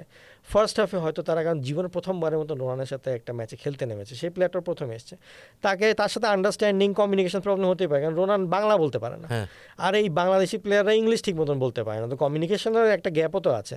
আমিও যদি আজকে আপনার সাথে ফুটবল খেলতে যাই, আমি প্রথমে তো ফার্স্ট হাফ তো আমি আপনাকে ঠিক মতন জানবোই না, আপনি যাবেন কই এদিক না ওদিক, যতই প্র্যাকটিস করি না কেন, ম্যাচের খেলা একটু ডিফারেন্ট জিনিস। সো যেইভাবে তাদেরকে বুলিং করা হলো, আমি দেখছিলাম মানে 20 বছর বয়সী ছেলেগুলোর মাথায় যেভাবে মানে সোশ্যাল মিডিয়া তাদেরকে ধ্বংস করে দেওয়া হলো, এবং এই বুলিংটা কিন্তু এই যে মোর্শেদরা এটাই প্রথম না, না না না, এর আগে বয়স ভিত্তিক ফুটবলের বিভিন্ন অংশে তারা ইভেন আপনি অবভিয়াস আপনার মনে আছে আরহামকে নিয়েও কিন্তু এই ধরনের যা লেভেলের। হ্যাঁ, তা এখন আমার কথা হচ্ছে যে দিন শেষে রেজাল্ট দেখতে হবে, রেজাল্ট কি হচ্ছে। আর দ্বিতীয়ত কথা হচ্ছে যে আপনি হয়তো আপনার অবজারভেশন দিতে পারেন, আপনি অ্যানালাইসিস দিতে পারেন, কিন্তু সেটার তো আপনি কাউকে ডিসরেসপেক্ট করতে পারবেন না। আপনি একটা লেভেল রেখে বলবেন যে ওর এটা করা উচিত হয় না, করা ঠিক হয়েছে। তো যেই লেভেলের নেগেটিভ একটা আন্ডার-20 প্লেয়ারের সাথে করা হলো, মানে এই সাফে, আনবিলিভেবল, আনপ্রেসিডেন্টেড, মানে এটা বিদেশেও মানে শিক্ষিত অশিক্ষিত যাই বলেন না কেন, কোনো ফ্যান বেজ এইরকম নোংরামির পর্যায়ে চলে যায় না। আপনি ন্যাশনাল টিমেরটা আমি একটা পর্যায়ে গিয়ে মেনে নিতে পারি, আচ্ছা ঠিক আছে এরা ন্যাশনাল লেভেল প্রফেশনাল ফুটবল খেলে আসছে, হাইয়েস্ট লেভেল। ভাই ওদের আন্ডার 16, আন্ডার 17, আন্ডার 20 কে এইভাবে আন্ডার করে 20, গালি, ভাই আমি 20 মা বছর বাপ তুলে গালিগালাজ। 20 বছর বয়সে তো আমরা যখন ফুটবল খেলতাম আমি তো কাউরে পাস দিব না। 20 বছর বয়সে আমি ফুল অফ এনার্জি, আমি ফুল অফ ড্রিবলিং, আমি বল নিয়ে 10 জনের কাটাবো, এটা আমি মেসি হব। ইভেন ওয়ার্ল্ড ওয়াইডও তো এটা আপনার বয়স ভিত্তিক হ্যাঁ। স্পোর্টসকে তো একটা মজার বা একটা শেখার জায়গা ওইটা হিসেবে ভুল দেখা হয়। করার জায়গা, ওটা ভুল ভুল করার করার জায়গা। মঞ্চ। আপনি ওখানে 100 বার ভুল করবেন, আপনার ওখানে ট্রফি জেতাটা আপনার প্রায়োরিটি না। আপনার প্রায়োরিটি হচ্ছে ওইখানে প্লেয়ারগুলো ম্যাচ ফিটনেস হচ্ছে, ম্যাচ এক্সপিরিয়েন্স হচ্ছে। আপনি ওখানে ভুল করবেন সো দ্যাট আপনি ন্যাশনাল টিমে গিয়ে ভালো করবেন, আপনার মেইন লক্ষ্য ন্যাশনাল টিম। তো ওই যে সাইবার বুলিংগুলো হলো, মানে সোশ্যাল মিডিয়াকে, কমেন্টগুলোকে আমরা এখন প্রাধান্য দিচ্ছি। মানে আজ আমি বললাম যে মিডিয়া, মেইন মিডিয়া এটাকে এখন ওই যে ওইটাকে ধরে ভাইরাল করে নিউজ করছে। সো এইটার কারণে হয়ে গেছে কি, যে ওই যে একটা ব্যারিয়ারটা, যে সোশ্যাল মিডিয়া এখানে, মেইন মিডিয়া এখানে, সো ওই মিডিয়ার যে গ্যাপটা, এই গ্যাপটা কিন্তু এখন আর আসলে নিউজ করলে ধরেন একটা নিউজ আপনি ধরেন করলেন, আপনি কেন নিউজের মধ্যে গালিগালাজ করবেন প্লেয়ারকে? না প্লেয়ারকে অবশ্যই অবশ্যই এটা তো করবেন না। আমার So that is- নীতিমালায় নেই, না, কিন্তু না, আমি ধরেন হ্যাঁ। নিউজ করলাম যে এই ফ্যান বেজ সাইবার বুলিং করছে, হুম। এটা নিয়ে আমি নিউজ, তখন তো ওই সাংবাদিক বুলিং এর শিকার হবে। ওরে বাবা, এটা অলরেডি হয়েছে। সাংবাদিক এমনি বুলিং এর শিকার হয়। আপনি যদি আজকে আপনি যদি ফ্যানদের অপছন্দের কোনো কিছু নিয়ে রিপোর্ট করেন, বা আপনি একটু ক্রিটিক্যালি, একটু ইনভেস্টিগেটিভ, একটু স্ট্যাটিস্টিক্স দিয়ে কিছু বলেন, কালকে সাংবাদিকরা তুলোধনা করেছে, না, এরকম হয়েছে, এরকম কাহিনীও আছে। প্রচুর ঘটনা। তো মানুষজন কি মানে এখন কিছু লিখতেও পারবে না, কিছু বলতেও পারবে না, জাস্ট বিকজ বুলিং। আপনার বুলিং বাইরের দেশেও আছে। বাইরের দেশে মানে ইংল্যান্ডে আপনি যখন এই যে 2022 না 21 সালে যে ইউরোটা হলো, ইউরোতে যে সাকা, আর্সেনালের যে সাকা যে পেনাল্টি মিস করলো, ওকে নিয়ে কিন্তু ভয়াবহ রকমের রেসিজম আর বুলিং হয়েছিল সোশ্যাল মিডিয়াতে। তো এইখানে যে জিনিসটা করতে হয়, এখানে federation has to step up. Federation ওইখানে English football association they step up, Arsenal step up, যে তুমি আমার প্লেয়ারকে বুলিং করতে পারবা না, বিকজ দিজ আর মাই প্লেয়ারের মেন্টাল হেলথের একটা ব্যাপার আছে, এবং সে একটা পেনাল্টি মিস করতেই পারে, একটা পেনাল্টি মিস হবে, খেলার অংশ। খেলার অংশ। ও মিস করছে, আমরা হারছি, it's okay, we forget, we go for the next one. কিন্তু ওই প্লেয়ারের বাপ মা তুলে, তার জাতি ধর্ম বর্ণ তুলে এভাবে করে গালিগালাজ করা, এবং এটা তো কোনো পর্যায়ে পড়ে না। কিন্তু এখানে কেন প্লেয়াররা সেফ ফিল করে ওই রকম এনভায়রনমেন্টে? Because club step up for it, the association step up for it. আপনি রিয়াল মাদ্রিদে ভিনিসিয়াস জুনিয়রকে কীভাবে অপোনেন্টের টিম এসে বা সোশ্যাল মিডিয়াতে কীভাবে মানুষ ব্যঙ্গ করে, কিন্তু সেখানে রিয়াল মাদ্রিদ তাদের পাশে থাকে সব সময়। আমাদের দেশে সমস্যা হচ্ছে আমাদের এখানে তো পাশে কেউ মানে থাকে না তো। পাশে না, আমরা তো এটা নিয়ে কোনো সাইলেন্ট পিন ড্রপ সাইলেন্স। এখানে আপনি যদি সোশ্যাল মিডিয়াতে এসে বক্তব্য দেন, আপনাকে এসে প্লেয়ারদেরকেও প্রোটেক্ট করতে হবে। ডাজন্ট ম্যাটার প্লেয়ার বিদেশ থেকে আসছে নাকি দেশ থেকে আসছে। আপনি কেন ইন্ডিয়া স্পোর্টস বাংলাদেশের থেকে ডিফারেন্ট? কারণ ইন্ডিয়াতে যখন কোনো প্লেয়ার বড় হতে থাকে, আপনি তাকে নিয়ে যতই হাউকাউ করেন না কেন, তারা যখন অ্যাজ এ কান্ট্রি হিসেবে খেলে, এরপরে কোনো নেগেটিভ নেই। সবাই মিলে ওই তাকে স্টার বানানোর জন্য, তাদের টিমটা যাতে ভালো হয়, সবাই একটা সম্মিলিত প্রচেষ্টা দেয়, যে দিন শেষে তারা চিন্তা করে ইন্ডিয়া স্পোর্টস ভালো হবে, ইন্ডিয়া ভালো খেলবে, আচ্ছা খারাপ খেলেছে সাপোর্ট দিব। বাংলাদেশে আমরা প্লেয়ারদের মধ্যে ডিভাইডেশন তৈরি করি, ফ্যানরা প্লেয়ারদেরকে একে গালি দিচ্ছি, ওকে গালি দিচ্ছি না, এ ভুল করলে মাফ, ও ভুল করলে হচ্ছে দোষ। সো এই জিনিসগুলো চলে আসছে। সো এই কারণে আমাদের মধ্যে এত বিভক্তি থাকে। আমার কথা হচ্ছে, হ্যাঁ তোমার বিভক্তি থাকতে পারে, কিন্তু যখন ম্যাচের বাঁশিটা বাজলো, পুরো দেশ একসাথে সাপোর্ট দিতে হবে। ভুল করলেও সাপোর্ট দিতে হবে, আবার ঠিক করলেও সাপোর্ট দিতে হবে। এই জিনিসটাই আমরা as a country, as a nation দিতে পারি না, আমরা ডিভাইডেড হয়ে যাই। আচ্ছা, আমাদের এই যে ফ্যানদের আর কি একটা খুব কমন অভিযোগ আছে বাংলাদেশের ফুটবল নিয়ে, বাংলাদেশ ন্যাশনাল টিম নিয়ে, যে আমাদের এখানে সিন্ডিকেট হয়। এটা সিন্ডিকেটটা আমি একটু জানতে চাচ্ছি। এবং সিন্ডিকেটে আমি মানে এটা আড্ডা পডকাস্ট, সিন্ডিকেটে বসুন্ধরা কিংসকে অনেক সময় দায়ী করা হয়, যে বসুন্ধরা কিংসের এই সিন্ডিকেটের হোতা হচ্ছে বসুন্ধরা কিংস। বসুন্ধরা কিংসের প্লেয়ারের বাইরে ন্যাশনাল টিম নেওয়া হয় না, এবং বাংলাদেশের লিগের যেটা আমাদের ডোমেস্টিক লিগ যেটা হয়, সেটার পারফরমেন্স এখানে খুব একটা বড় ফ্যাক্টর না। সে কারণেই ফ্যান বেজের ভাষায় তাদের অপছন্দের খেলোয়াড়রা বারবার সুযোগ পায়। এটা তারা এবং এরকম তারা দেখিয়েছে যে প্লেয়ারগুলো বেশিরভাগই বসুন্ধরা কিংসের। আপনার কাছে জানতে চাচ্ছে আসলে সিন্ডিকেটটা কি? আগে সিন্ডিকেট বলবো নাকি কি বসুন্ধরা কিংসের ব্যাপারটা বলবো? সিন্ডিকেটটা বলেন। সিন্ডিকেট বসুন্ধরা কিংসকে সিন্ডিকেটের হোতা বলা হচ্ছে। সিন্ডিকেট আসলে ওয়ার্ডটা খুব ক্যাচি, তো এটার জন্য কারণ আমাদের খুব ভালো লাগে বলতে আর কি, এখন এটা হেভি পপুলার ওয়ার্ড। কিন্তু অ্যাকচুয়ালি এটাকে আপনি যদি বাংলা ভাষায় সুন্দর করে বলতে চান বা যে অ্যাঙ্গেলে বলেন না কেন, এটা অ্যাকচুয়াল মিনিংটা হচ্ছে প্রভাব বা দৌরাত্ম্য। সেটা যে কোনো ক্লাবেরই থাকতে পারে এবং এটা পৃথিবীর সব দেশেই মোটামুটি আছে। আপনার স্পেন যখন ন্যাশনাল টিম করে তখন ওই প্রভাব বা দৌরাত্ম্য রিয়াল মাদ্রিদ আর বার্সেলোনার থাকে। এই প্রভাবটা কি ভালো? প্রভাবটা ভালো নাকি, মানে প্রভাবটা অটোমেটিক হয়ে যায়, এটা অটোমেটিক হয়ে যায় যে এক সময় আমরা আবাহনী মোহামেডানের প্রভাব দেখেছি যে এটা নিয়ে একটা প্রভাব ছিল এবং এটা আমাদের হিস্টোরিক্যাল। ইটস নট লাইক যে আজকে নতুন হচ্ছে, এটা ওয়ার্ডটা নতুন এসছে, বাট হিস্টোরিক্যালি এটা আগে থেকেই ছিল। যখন যেই দল ভালো করে তার একটা প্রভাব থাকে এবং এটা প্রভাব থাকার কারণ হচ্ছে আপনি যে এখন বলেন বসুন্ধরা কিংস সিন্ডিকেট কিনা, আপনি পুরা 30-35 জনের স্কোয়াড উঠায় দেখেন যারা কিনা এখন বসুন্ধরায় খেলেও না। আপনি যদি লাস্ট উইন্ডোও দেখেন, আপনি 50-60% দেখবেন কখনো কখনো বসুন্ধরা কিংস এসে খেলেছে, হয়তো তো আগের সিজন 2018 থেকে যদি আমি 2026 কনসিডার করি, 6 বছরে এর মধ্যে 80% প্লেয়ার বসুন্ধরা কিংসে কখনো খেলেছে কখনো খেলেনি।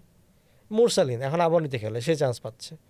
তো যদি বসুন্ধরা কিংস থেকে বের হয়ে গিয়ে সিন্ডিকেটের প্রভাব থাকে তাহলে মুরসালিন এখন কীভাবে চান্স পায়? আবার জিকোর মতন প্লেয়ার যে কিনা বসুন্ধরা কিংসের বেস্ট কিপার, সে তাহলে কেন এই মুহূর্তে one of the best keeper by performance, তাহলে সে কেন চান্স পাচ্ছে না? আপনি তো এটা কোনো লজিকে তো ফেলাতে পারছেন না। সো এইগুলো হচ্ছে যে একটা প্রভাব বা দৌরাত্ম্য থাকবে এবং এটা এর আগেও ছিল। কখনো কখনো এটার জন্য লাল দল সবুজ দল আলাদা আলাদা ন্যাশনাল টিম হতো।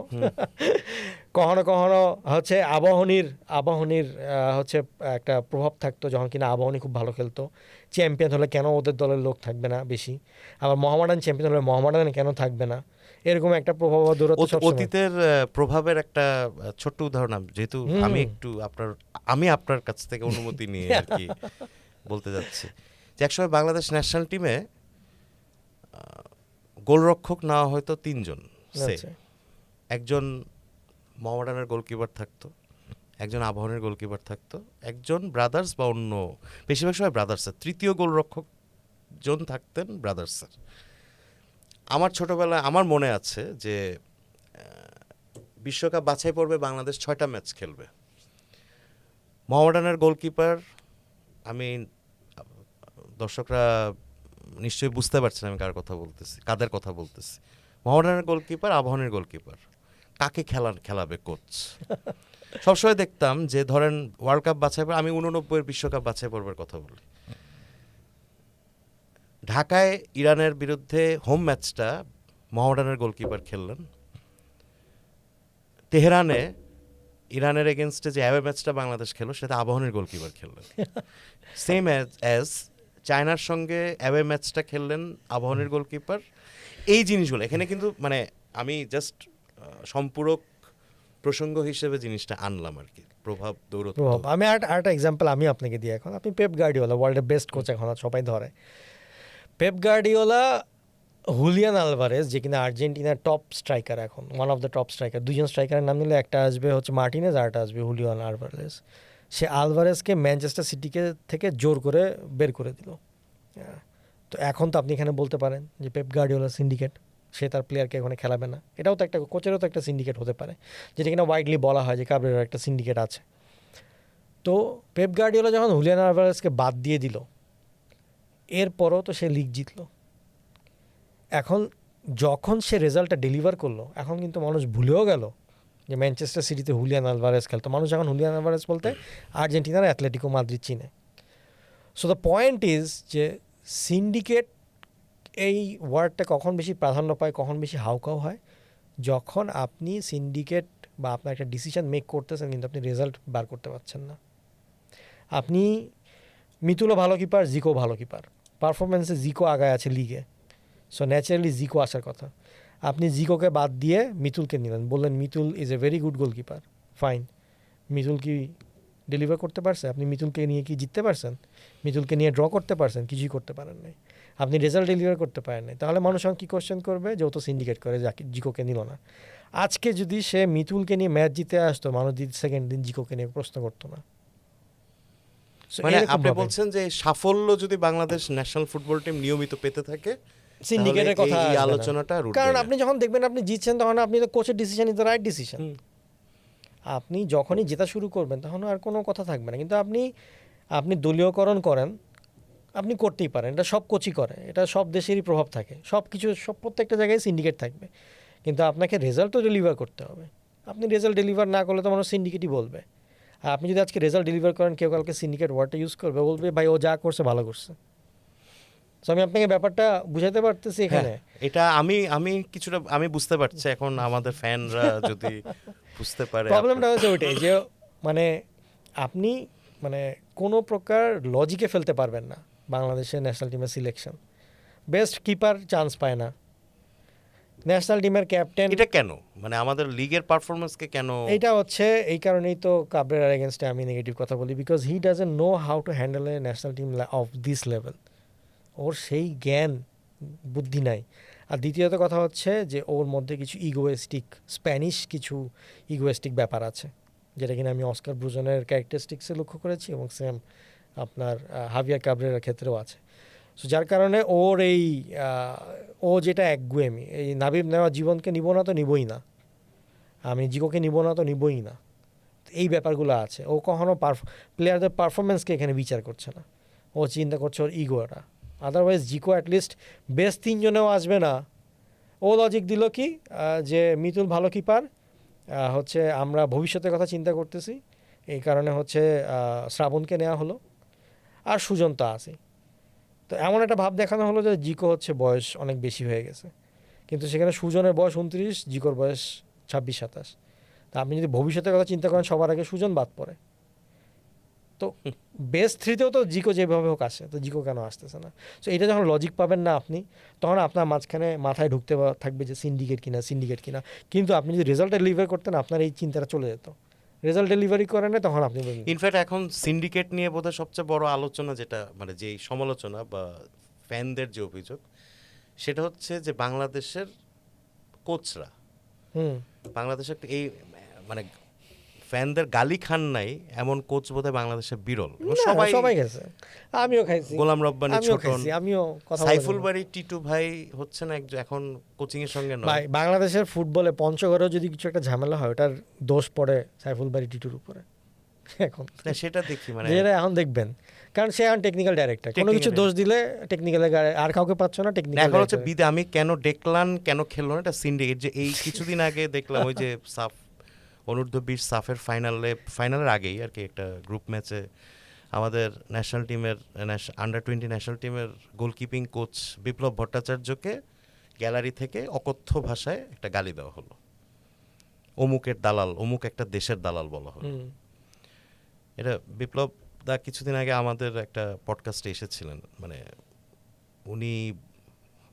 উনি বলতেছেন যে ভাই আমি এটা গায়ে নেইনি, উনি বলতেছে, কিন্তু বোঝা যাচ্ছে যে উনি আসলে ভিডিওটা আমিও দেখছি, ওটা যে কেউ হলে আমি হলে তো গিয়ে মারামারি বাঁধিয়ে দিতাম, যেভাবে করে নেগেটিভ। কিন্তু উনি বিপ্লব দা আসলে ভদ্রতার কারণেই হোক, যেভাবেই হোক, মানে উনি মানুষটা যে ওই সময় এটা কন্ট্রোল করতে পারছেন, কন্ট্রোল করেছেন, উনি যে কন্ট্রোল করতে পারছেন, এটার জন্য ওনাকে বেশ বাহবা দেওয়া। আমি তাকে বললাম যে যেই ফ্যান আপনাকে গ্যালারি থেকে এই গালিটা দিয়েছে, ফ্যান নিশ্চয়ই 99 এর সাফ গেমসের ফাইনালের ওই ম্যাচটা দেখেন। কিছুই দেখেন বিপ্লব ভট্টাচার্য কিছুই দেখেন। আপনি যদি বিপ্লব ভট্টাচার্যের খেলা দেখে থাকেন, আপনি কোনোদিন তাকে অসম্মান করা যাবে, মানে এটাই আর কি। যে এই মানে বিপ্লব ভট্টাচার্য এত নাম পায় নাই, কারণ তখন এক সমসাময়িক দুজন লেজেন্ড ছিল, আমিনুল হক আমাদের যে এখন প্রতিমন্ত্রী, সে থাকার কারণে বিপ্লব ভট্টাচার্যের নাম। তারপরে বিপ্লব ভট্টাচার্যের আপনার ঝুলিতে কিছু অভিজ্ঞতা আছে বা কিছু ম্যাচ আছে। হ্যাঁ, মানে আপনি, আমার কথা হচ্ছে এটাই যে আমিনুল হককে বাংলাদেশের গোলকিপিং লেজেন্ড ধরা হয় টু সাম এক্সটেন্ট। মানে তার যেসব সেভ, তার যেসব খেলা ছিল, আনবিলিভেবল। তার মতন লেজেন্ডের পাশে বাকি দুই গোলকিপারের বা সেকেন্ড বা থার্ড গোলকিপারের তো মানুষ ভুলেও যাওয়ার কথা। তার মধ্যেও বিপ্লব ভট্টাচার্যের নাম আমরা সবাই জানি। তার মানে কি, সে কোন লেভেলের কম্পিটিশন আমিনুল হক সাহেবকে দিয়ে গেছে, যে আপনি সেকেন্ড গোলকিপারকেও হয়তো আমিনুল হক আজকে যেই জায়গায় উনি ক্যারিয়ার শেষে গেছেন এটা বিপ্লবের সঙ্গে হতে পারতো। প্রতিযোগিতা করতে হ্যাঁ করতেই এটা মানে কারণ আপনার যখন কম্পিটিটর একটা ভালো থাকবে, ইনফ্যাক্ট এটা আমিনুল ভাই এটা বিভিন্ন কয়েক জায়গায় বলেছেন হ্যাঁ আপনার যে কম্পিটিটর আমি যখন এত আনসেফ ছিলাম আমার Continuously ভালো খেলতে হয়েছে। কন্টিনিউয়াস ভালো খেলতে হয়েছে। সেটাই 17 বছর বয়সে যে প্লেয়ার অটো ফিস্টার হাতে ডেবু, সাইদ আল ওয়াইরানের পেনাল্টি ঠেকিয়ে যার উত্থান, সাফ গেমস জেতানো গোলকিপার, তাকে আমরা অমুক একটি দেশের দালাল বলে বললাম তো, চিনে দিলাম না, কেউ শুধুমাত্র চিনে না। তার নামের হুট জন্য। করে আমি বললাম না, হুট করে মানুষজন এখন বাংলাদেশের ফুটবল, কারণ আপনি তো বাংলাদেশের ফুটবল নিয়ে কখনো এর আগে চর্চা করেন চর্চাই করি না, আমাদের কালচারটাই নেই। কালচারটা নেই। হুট করে এখন আপনি এসেছেন, এখন হঠাৎ করে আপনার এখন ফুটবলের জোয়ারে আপনার সামিল হতে হবে। এখন আপনি কি হবে, আপনি এর জন্য আপনি এই অ্যাক্টিভিটিগুলো করছেন, কিন্তু আপনি যদি অ্যাকচুয়ালি পিছনের গল্পগুলো জানেন, এখন মানুষ আসলে ক্যাচ আপ করার ট্রাই করছে। এই জন্য ফুটবলের নিউজ মানুষ দেখে, পডকাস্ট দেখে, এই কারণে ধরেন পডকাস্টের একটা ডিমান্ড তৈরি হয়, তো এইখান থেকে আসলে হয়। বাট ওই জিনিসটাই যে আসলে যেভাবে ব্যবহারটা করা হয়েছে এটা আসলে ঠিক না, মানুষের আর একটু জানা উচিত বাংলাদেশের মানে ফুটবল। মানুষের আরেকটু শ্রদ্ধা দেওয়া, রাখা একটু উচিত, রেসপেক্ট আসলে, থাকা উচিত, একটা respect। মার্জিত একটা জায়গা থাকা উচিত। মানে যেভাবেই হোক আর কি, তারা তো প্লেয়ার বা তারা এই লেভেলে এসেছে, মানে কি বলবো আর কি। যেমন কিছুটা আমি মানে এই আলোচনায় প্রসঙ্গে আসছে আর কি, মিনহাজুল আবেদিন নান্নু বাংলাদেশে one of the best ever batsman. ভাই স্কটল্যান্ডের ম্যাচ 1999, মিনাজুল আবেদিন নান্নু না হলে আমরা জিতি না। উনি হয়তো টেস্ট খেলেন নাই, বা এখনকার সাকিব তামিমরা যে লেভেলে খেলেছেন সেই লেভেলে হয়তো উনি খেলতে পারেন ওনার বয়স সময়ের কারণে। ওই সময় হ্যাঁ তাই বলে আপনি স্ট্যাটিস্টিক্স খুঁজে বের করেছেন এবং এটা নিয়ে বোলিং করছেন যে মিনহাজুল আবেদিন নান্নু যে এখন সিলেক্টর হয়েছে, চিফ সিলেক্টর, উনি যখন সিলেক্টর ছিলেন তখন এই কথাটা খুব চলতো যে নান্নু নিজে ক্যারিয়ারে কয়টা ছক্কা, তার হতেই পারে সুনীল গাভাস্কারের ক্যারিয়ারে কয়টা ছক্কা আছে, তাই বলে তার সব অর্জন আপনার নান্নু মিথ্যা। সাহেবের যে অর্জনটা আছে সেটা বাংলাদেশের কোনো প্লেয়ারের নাই, সেটা আমি বলি।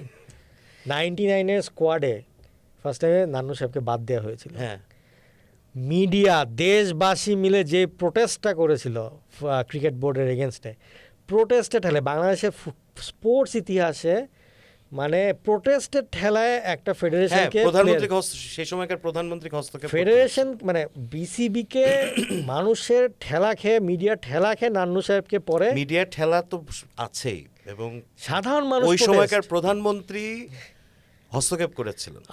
তারপরে তাকে পাঠানো হলো এবং সে স্কটল্যান্ডের ম্যাচটা জেতালো। দুইটা ম্যাচ স্কটল্যান্ড জিতালো, যাই হোক প্রসঙ্গটা সাইবার বুলিং প্রসঙ্গ, আমরা ফুটবল নিয়ে আলোচনা করছিলাম আর কি, মানে নান্নু ভাইয়ের ব্যাপারটা আসলো অনেকটা ওই যে সাইবার বুলিং। এই জন্য হিস্ট্রি জানতে হবে। আমি মনে করি নান্নু ভাইয়ের হিস্ট্রি জানি, এই কারণে আমি নান্নু ভাইকে বলার আগে দুইবার চিন্তা করব যে আমি যে তাকে যেই অ্যালিগেশনটা দিতে যাচ্ছি এটা কি আদৌ রাইট কি রং, কারণ আমি জানি এর জন্য আমি জীবনও দিব না। ইভেন এরকমও হয়েছে যে কিছুদিন আগে গাজী আশরাফ হোসেন লিপু সাহেব ছিলেন, ক্রিকেটের প্রধান নির্বাচক ছিলেন। লিপু সাহেব কয়টা ওয়ানডে খেলেছেন? ওই সময় বাংলাদেশ কয়টা খেলতো? লিপু সাহেবের বাংলাদেশ পরিসংখ্যান বের করা হয়েছে। বাংলাদেশে যখন 18 জন প্লেয়ার ফিল্ড আপ করতে পারতো ওয়ানডের জন্য, এটাই একটা বেশ বড় একটা অ্যাচিভমেন্ট ছিল। সেটাই, তারা না থাকলে আজকে ক্রিকেট এই জায়গায় আসতো না। আসলে এই আলোচনা অনেক বড় হয়েছে। আচ্ছা, আমি একটা খুব অবভিয়াস আলোচনা এটা আমি করতে যাচ্ছি আপনার সাথে, সেটা হচ্ছে যে বর্তমানে এই গত কয়েকদিন ধরে দেখছি যে ফুটবল ফেডারেশন এক ধরনের আনরেস্ট, মানে ফুটবল ফেডারেশনের সামনে যে লন বা অন্যান্য জায়গায় এখানে কিছু মাইকিং হচ্ছে, কিছু স্লোগান হচ্ছে। আমাদের ন্যাশনাল ফুটবলাররা এক ধরনের প্রোটেস্ট করছেন যে আমাদের ঘরোয়া ফুটবলে যে সাফ কোটা, দর্শকরা অনেকেই জানেন যে বাংলাদেশের ফুটবল লিগে বিভিন্ন ক্লাব সাফ কোটায় বিদেশি দলভুক্ত করতে পারেন, যারা বিদেশি খেলোয়াড় হিসেবে পরিগণিত হন না, তারা অ্যাজ এ লোকাল খেলতে পারেন। এর বাইরে এই সাফ অঞ্চল মানে ইন্ডিয়া, পাকিস্তান, শ্রীলঙ্কা, নেপাল, মালদ্বীপ, এই কয়টা দেশের প্লেয়ার যদি ন্যাশনাল টিম আনা হয়, ক্লাবগুলোতে আনা হয়, তাহলে সে লোকাল হিসেবে পরিগণিত হয়। তেমন বাংলাদেশি লোকাল ফুটবলাররা এখন প্রোটেস্ট করছেন, কিছু লোকাল ফুটবলার, যে এই পদ্ধতিটা বাতিল করতে হবে। তো এই পদ্ধতিটা কেনই বা করা হয়েছিল, এখন এই দাবিটা কেন উঠছে, এবং এটার ভালো মন্দ দিকটা আপনি একটু বলবেন, আমি জানতে চাচ্ছি। প্রথমত আপনি যদি কারণ আপনাকে তো অনেকে তো দেখি যে বাইলোজ মৌলানা বা এই জাতীয় একটা কথা ফান করে বলেন, বলে এটা তো সো বাইলোজটা ফ্যানদের নিশ্চয়ই আপনি ভালো বলতে। এটা হচ্ছে যে আপনার এখন আপনাকে দেখতে হবে প্রোটেস্টের টাইমিংটা দেখতে হবে।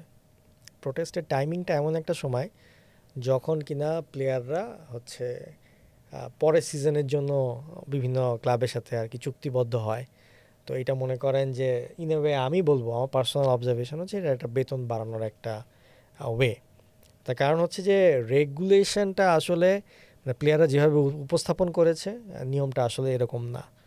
এবং হচ্ছে যে নিয়মটা হচ্ছে যে আপনার বাংলাদেশে সাফের প্লেয়াররা লোকাল বাংলাদেশি হিসাবে কাউন্ট হবে, কিন্তু কোনো ক্লাব তাদেরকে রেজিস্টার করবে কি না সেটা ক্লাবের উপর ডিপেন্ড করবে, এবং বেস্ট 11ও খেলাবে কি না এটা সেই ক্লাবের উপর ডিপেন্ড করবে।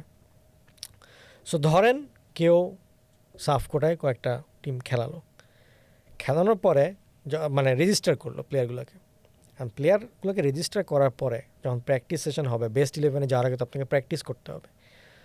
সো সেই প্র্যাকটিসে তো আপনাকে প্র্যাকটিস করে তার সাথে কম্পিট করেই বেস্ট 11-এ ঢুকতে হবে। তো আমাদের বাংলাদেশের প্লেয়াররা এইটাতেও কনফিডেন্ট না যে তারা হচ্ছে কম্পিট করে বেস্ট 11-এ ঢুকতে পারবে, এই কারণে তারা কোটাটাই আর কি এখান থেকে বাদ দিতে চাচ্ছে। সো এইটা আমি যেটা বললাম যে এখন যদি সাফ কোটা হয়ে যায় তারা চাচ্ছে যে আরও সহজ উপায়ে হচ্ছে বিভিন্ন দলে ঢুকে বিভিন্ন বেস্ট 11-এ এখানে আর কি আসতে। সো এটা খুবই অযৌক্তিক একটা জিনিস আমার কাছে মনে হয়েছে। এর মধ্যে আরও যদি অবজারভেশন বলি, বাংলাদেশের ফুটবল কল্যাণ সমিতি এর ফুটবল খেলোয়াড় কল্যাণ সমিতি, হ্যাঁ, এটা হঠাৎ করে উদয় হয় মাঝে মাঝে, এবং আমার জানা মতে এটার কোনো অফিসিয়াল রেকগনিশন নাই ফেডারেশনে। সো তারা যদি কোনো চিঠি দেয়, ফুটবল খেলোয়াড় কল্যাণ সমিতি তো আছে আমাদের। আছে, কিন্তু এটা বিএফএফ কি রেকগনাইজ করে কিনা, ইজ ইট এ প্রফেশনাল অর্গানাইজেশনটাকে ওভাবে করে তো ফেডারেশনের এটাকে কাউন্ট করতে হবে। তো সেটা তো কাউন্টের আমার জানা মতো এখানে কোনো কাউন্ট করে না। দ্বিতীয়ত তো হচ্ছে যে যদি ফিফা প্রোয়ের সাথে একটা অ্যাফিলিয়েশন থাকতো তাহলে হয়তো এটা বিএফএফ এটা বড় করে দেখতে পারতো। সো সেই ক্ষেত্রে প্রথমত এটা ওই লাইনে আসেই না। দ্বিতীয়ত হচ্ছে যে অবভিয়াসলি যখন একটা লিগ হবে, ফেডারেশন বা ক্লাব সবাই চাইবে লিগটা যত বেশি আকর্ষণীয় হোক, যত বেশি কম্পিটিটিভ হোক, আমি আমার বেস্ট প্লেয়ারটাকে এখানে নামাবো। So survival of the fittest. So এখানে প্লেয়াররা যদি পারফর্ম করতে না পারে তো সেই প্লেয়ার অটোমেটিক্যালি ঝরে যাবে। তো এখন এখানে প্লেয়াররা যেটা প্রোটেস্ট করছে সেদিনকে দেখলাম যে আবাহনী মোহামেডান এর প্লেয়াররা আর কি ফ্রন্ট ফেসে ছিলাম, যে দেখলাম সবচেয়ে কাকতালীয় ব্যাপার হচ্ছে আবাহনী মোহামেডানের কোনো সাফ প্লেয়ারই নেই, রেজিস্ট্রেশনেও নাই। আমি যতদূর জানি ব্রাদার্সে বোধহয় শুধুমাত্র ব্রাদার্সেই সবচেয়ে বেশি, এরপরে হচ্ছে ফর্টিজে কিছু 1-2 জন আছে, আর পুলিশে 1-2 জন আছে, আর পিডাব্লিউডিতে অনেক পাকিস্তানি এবং এরকম সাফের প্লেয়ার আছে। সো আমার এখানে লজিকটা হচ্ছে যে যেই টিমে সাফের কোটার প্লেয়ারই নাই তাদের এটা নিয়ে কি সমস্যা আমি আসলে ঠিক এখনও বুঝতে পারছি না। এই লজিকটা আমার মিলছে না যে আপনার টিমে কোনো সাফের প্লেয়ার নেই তো আপনি এখানে কিসের সমস্যা ফিল করছেন যেটার জন্য আপনি প্রোটেস্ট করতে আসলেন। তো এটার লজিক আসলে আমার এখানে আসে না। সো এটা আসলে হ্যাঁ, তবে এখানে একটা জিনিস বলতে হয় যে এখন একটা জিনিস আছে যে চাইলে যদি ক্লাব চায়, যদি সে কোচ চায়, সাফের কোটার যতগুলো ইচ্ছা প্লেয়ার খেলায় দিতে পারবে। বাট আমার মতে এখানে বেস্ট 11-এ তো আমার মতে এখানে একটা লিমিটেশন থাকা উচিত। সর্বোচ্চ 2টা সাফের কোটার প্লেয়ার খেলাতে পারবে, এর বেশি খেলাতে পারবে না। আদারওয়াইজ ব্রাদার্স অনেক সময় দেখা গেছে যে 5 জন সাফের কোটার প্লেয়ারকে এখানে খেলায় দিল, বেসিক্যালি যেহেতু লোকাল হিসেবে কাউন্ট হবে। তো সেখানে যদি ধরেন 2টা যদি একটা ব্যারিয়ার দিয়ে দিল তাহলে আই থিঙ্ক এখন তো যা সিস্টেম আছে যে ইচ্ছা করলে 11 জনই সাফের কোটায় খেলাতে পারবে। এইটা হ্যাঁ, এইটা কোনো লোকালকে না নিয়ে 11 জন মালদ্বীপ, নেপাল, ইন্ডিয়া, পাকিস্তান নিয়ে খেলা দিতে পারে। সো অ্যাকচুয়ালি যৌক্তিক ওদের যদি কোনো দাবি দেওয়া থাকতো, একটাই যৌক্তিক দাবি দেওয়া হতে পারতো যে আপনি যদি নিবেন কিন্তু এখানে একটা ব্যারিয়ার থাকতে হবে, আপনি এরকম ওপেনলি করে দিতে পারেন না। আর প্লেয়ারদেরকে একটু বেশি কম্পিটিটিভ হতে হবে, তাদেরকেও এখনও মানে football is a free market. আপনি ওয়ার্ল্ডের যে কোনো জায়গায় যান, football is a free market. আমাদের বাংলাদেশের প্লেয়ারদের আসলে ওই অ্যাম্বিশনটাই ওই লেভেলে নাই। আপনি দেখেন যে তারেক কাজী হয়তো সে ভুটানে গেছে, অনেক জায়গায় যাওয়ার কথা ছিল, শেষ পর্যন্ত না গিয়ে তো শেষ পর্যন্ত ভুটানে গেছে, কিন্তু তারপরে তো সে তো ভুটানে ট্রাই করছে, বাংলাদেশের বাইরে গিয়ে ট্রাই করছে, হি ইজ পুশিং ইট। সেরকম সময় এখন ইংল্যান্ডে আমি দেখলাম যে ট্রায়াল দিচ্ছে বা এরকম প্র্যাকটিস করছে। দে আর পুশিং ইট, কিন্তু আমাদের বাংলাদেশে কিন্তু অনেক প্লেয়ার ভালো আছে, দে ডোন্ট পুশ ইট। একটু পুশ করতে হবে যাতে আমি একটু আসিয়ান রিজিয়নের কোনো দেশে গিয়ে একটু খেলি, তাহলে আমার নামটা আরও ভালো হবে। আমি আপনাকে গ্যারান্টি দিয়ে বলবো, রাকিব হোসেন আজকে যদি বাইরের দেশে কোনো লিগে খেলে, he will B A star, আমাদের রাকিব হোসেন। কিন্তু ওরা ওই যেতে ভয় পায়, আর ওরা ওই এজেন্টদেরকে ইউজ করতে হবে কীভাবে এটা আসলে বুঝে না। প্লেয়ারদেরকেও প্রফেশনাল হতে হবে, এজেন্টের আন্ডারে আসতে হবে। আপনি শামিত হামজা দেখেন, সবাই কিন্তু এজেন্ট ইউজ করে, তারেক কাজী দেখেন এজেন্ট ইউজ করে। সো এজেন্টটা ইউজ করাটা একটু জরুরি প্লেয়ারদের। শাহক, আসলে এই আলোচনা মানে আমরা আজকে আপনার কাছ থেকে গুরুত্বপূর্ণ কিছু মানে কথা শুনলাম আর কি। আর সাইবার বুলিং যে ব্যাপারটা ফুটবলে চলতেছে, এটা নিয়ে আসলে একটা আলোচনা হওয়াটা জরুরি, আরো বড় পরিসরে আলোচনাটা হওয়া জরুরি। এবং আমরা আশা করব যে সাইবার বুলিং থেকে প্লেয়ারদেরকে প্রোটেকশন দেবে আমাদের ফুটবল ফেডারেশন এবং ফুটবল ফেডারেশনের যে সোশ্যাল মিডিয়া পেজ আছে এটা আরো বেশি অ্যাক্টিভ। হ্যাঁ, এখন অনেক ভালো, অনেক ভালো, অনেক অনেক ভালো। ভাইব্রেন্ট, এটা আরো এই ব্যাপারে ভূমিকা রাখবে। আর প্লেয়ারদেরকে প্রোটেক্ট করতে হবে। আর ফ্যানদেরও কাছে বিনয়ের সঙ্গে আমরা বলবো যে আপনারা অবশ্যই খেলোয়াড়দেরকে গালি দেবেন, ভালো করলে তালি দেবেন, খারাপ করলে গালি দেবেন, কিন্তু এটা অবশ্যই লিমিটেশনের মধ্যে, এটা মার্জিত সীমারেখার মধ্যে। তো শায়ক, আপনাকে ধন্যবাদ আমাদের এখানে আসার জন্য। সুন্দর আলোচনা হলো। বরাবরের মতো আপনার এই আলোচনা তো এখানে থামাইতে মন চাচ্ছে না, কিন্তু অন্য লিমিটেশনস আছে। তো দর্শক মণ্ডলী, আমরা আজকে ফুটবল নিয়ে, বাংলাদেশের ফুটবল নিয়ে কিছু শুনলাম, জানলাম বিভিন্ন দিক নিয়ে। খালি খেলার মাঠের ফুটবল না, মাঠের বাইরের ফুটবলটা বাংলাদেশের, এটা নিয়ে জানলাম। ফুটবল এগিয়ে যাচ্ছে, এই ব্যাপারে আমরা সবাই অবভিয়াস, আমরা জানি ফুটবল আগের চেয়ে অনেক ভাইব্রেন্ট। ফুটবল ফেডারেশনকে আরও বেশি অ্যাক্টিভ হতে হবে, এবং সবচেয়ে বড় কথা, সাইবার বুলিং বলেন, সোশ্যাল মিডিয়া বুলিং বলেন, এসব জায়গায় খেলোয়াড়দেরকে প্রোটেকশন, কোচদেরকে প্রোটেকশন দেওয়ার একটা উপায় খুঁজতে হবে। তো দর্শক মণ্ডলী, আজকে এই পর্যন্তই, খেলা হবে। আপনাদের সবাইকে ধন্যবাদ জানিয়ে শেষ করছি। পরের কোনো অনুষ্ঠানে আবার দেখা হবে।